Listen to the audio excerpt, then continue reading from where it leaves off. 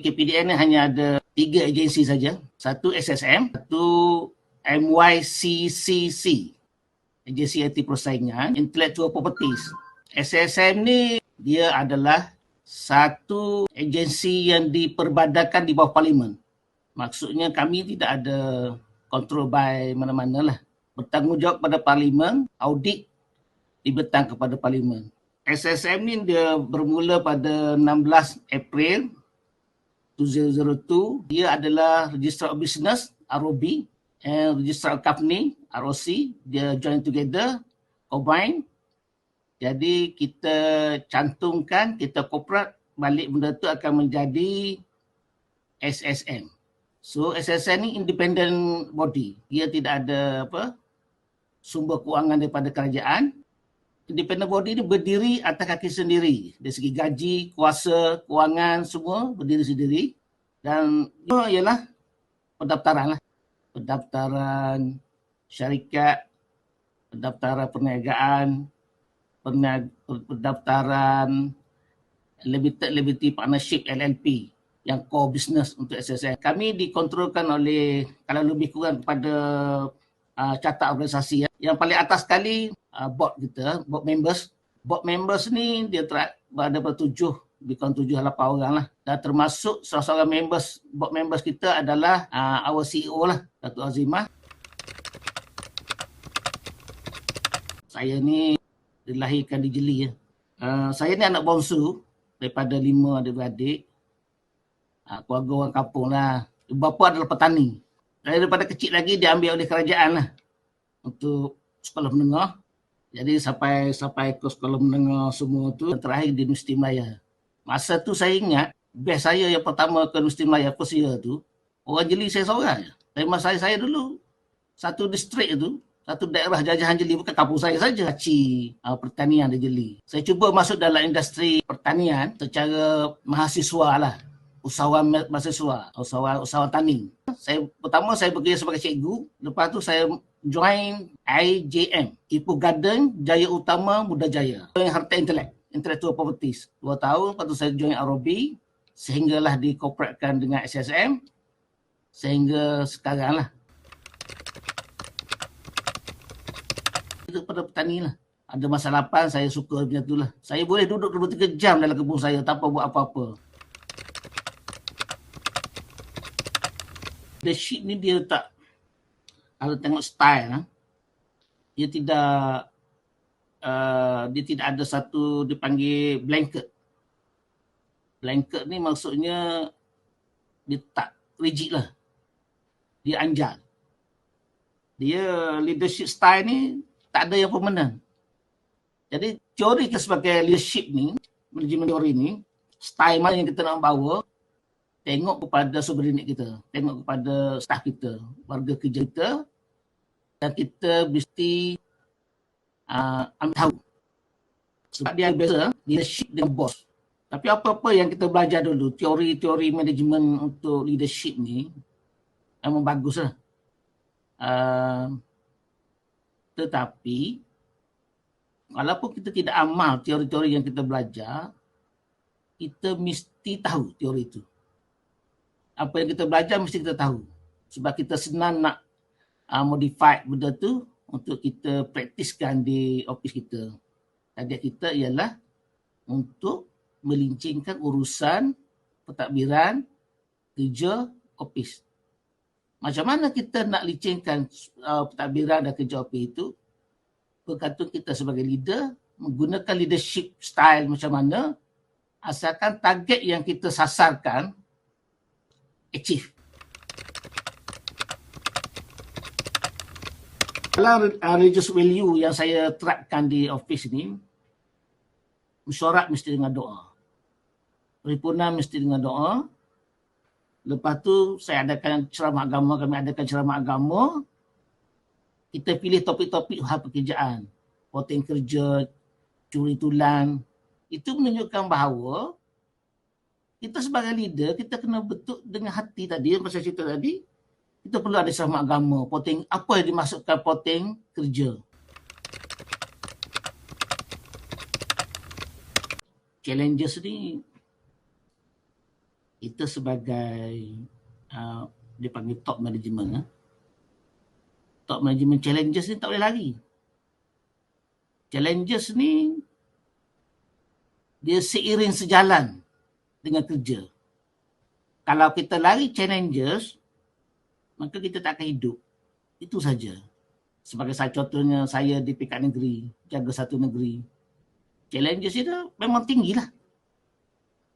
Takkanlah orang bayar gaji kita tinggi, challenges kita rendah. Dia mesti seiring.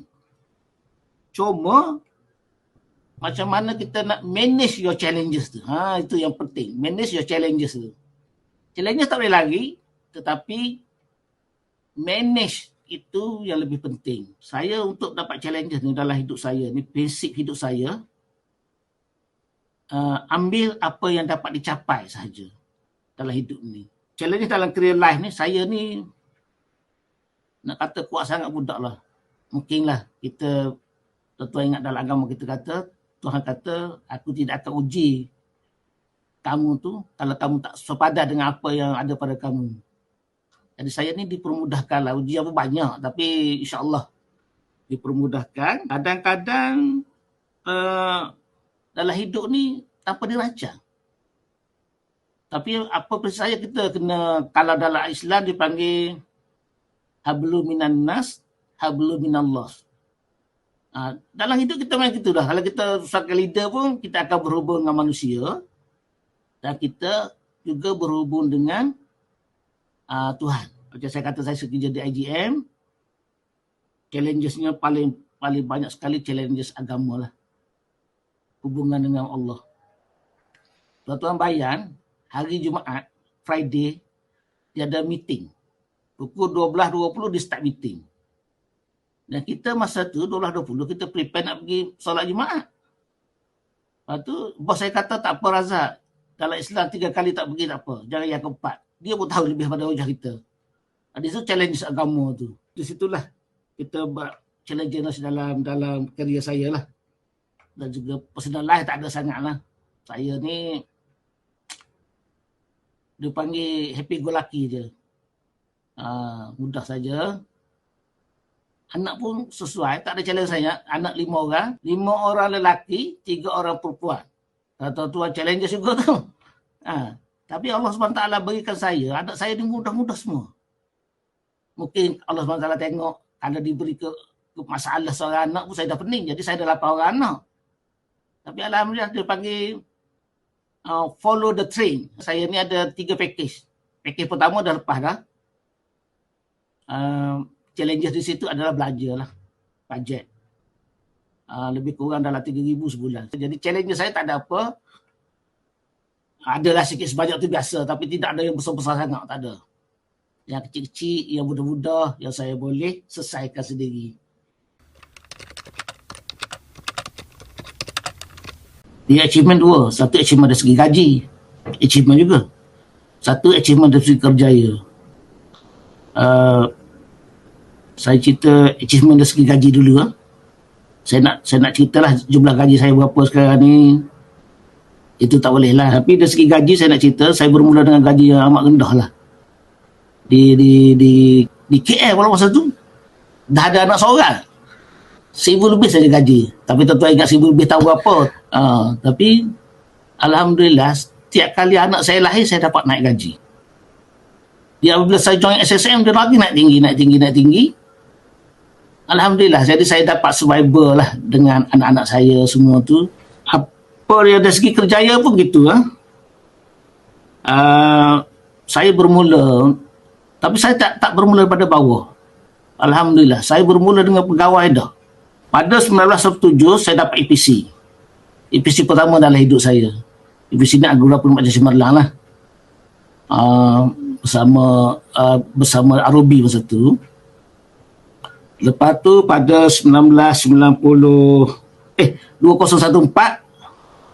saya dapat APC saya lagi bersama SSM. Dan rezeki saya last year saya dapat lagi satu kali lagi. 20. Itu memang orang impikan pada semua kaki tangan orang bekerja. Tapi pada saya achievement jangan dikejar. Dia akan datang sendiri. Kalau tuan-tuan kejar achievement, kejar reward, kejar negara, tu tak kefrah bekerja. Tapi kita mesti komitmen. Komitmen dalam kerja tu mesti ada. Kalau nak kita nak achieve target kita, kita jangan mengejar, tetapi kita menjaga kerja. Itu lain ya.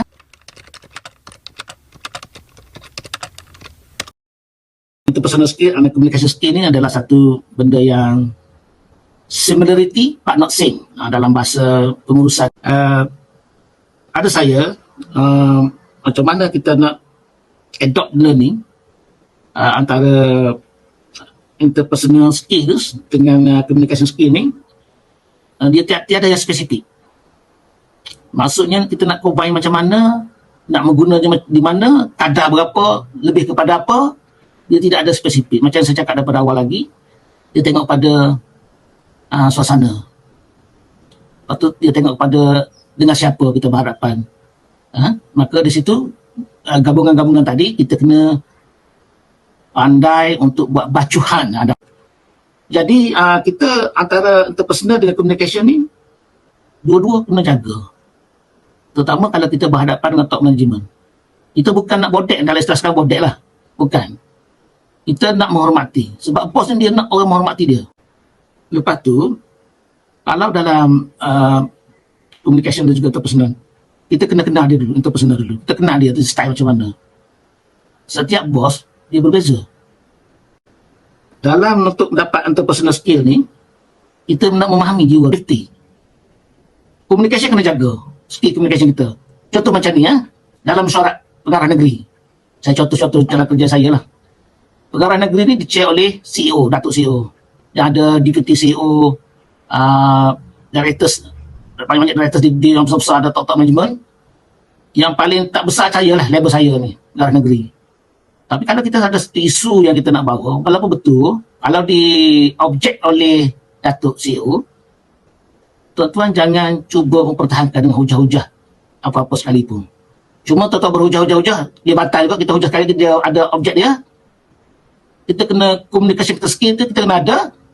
Selepas meeting kita WhatsApp dia. Dalam keadaan dia tenang, kita call balik ataupun kita email balik, dia akan boleh menerima. Tapi kalau tu objek dalam meeting, dia ada ego.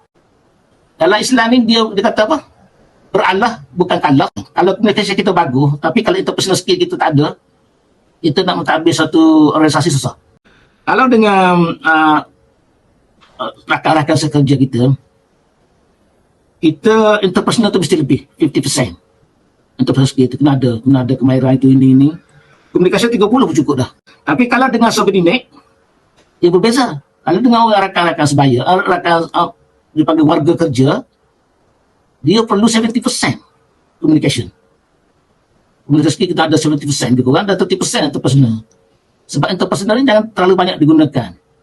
Sebab dia mesti ada gap antara leader dengan subordinate. Pada saya, manajemen adalah dalam bahasa orang politik dia panggil merasai denyut nadi rakyat. Di situ manage and planning itu bagus, kena ada kebijaksanaan kita meletakkan dan mengurus sesuatu itu dengan betul. Dia upama orang kata apa itu konsep adil. Adil bukan sama rata. Adil meletakkan satu tu kena pada tempatnya. Kita sebagai leader, hendaklah kamu sebagai pemimpin berlapang dada dengan teguran dan pandangan. Tetapi bukan senang tuan-tuan. Satu lagi, kita mesti meeting. Musyawarah dalam bahasa Arab. Tak boleh tinggal. Musyawarah ni atau meeting ni bukan hanya mengikut pandangan majoriti, bukan. Kita sebagai pemimpin mendengar pandangan majoriti, keputusan musyawarah itu perlu pada berbicara pengarah. Dan seterusnya, kita sebagai top leader ni, kita kena berfikir sebelum buat. Yang seterusnya, kena ada set goal lah. Apa matlamat kita, apa target kita biar clear. Jangan kita andaikan setelah kita faham. Time dengan keluarga, biasanya lah normalnya 9 PM to 5 AM. Tapi dalam 9 to 5 tu, banyak yang benda yang kita tak larat dah. Kita dah letih sebab kita 7 to 7 di office. Dah masa kerja tu, macam mana kita nak manage tu, amalan saya boleh kata amat jarang lah. Dalam boleh bilang dengan jari dah saya bawa balik kerja kat rumah. Pada saya tidak ada amalan bawa kerja kat rumah. Sesibuk mana pun, saya habiskan masa kerja di pejabat walaupun boleh lewat. Sebab untuk menjaga hubungan, jangan kita wujudkan office kedua. Saya nak syaratkan jangan bawa balik kerja ke office ke rumah. Jangan amalkan. Kalau tuan-tuan amalkan, sudah. Dia akan bermulalah kepincangan dalam hidup. Nak dapat kerja yang bagus, mesti keluarga yang bahagia. Kita kena jarakkan bahawa 7 to 7 saya rasa cukup dah. Nak jadi leader yang baik, tak perlu sampai 7 to 9, 7 to 8, tak perlu. Tapi you memanfaatkan 7 to 7 tu memang betul untuk office. InsyaAllah dapat selesai masalah ini. Sebab esok pun you 7 to 7 balik.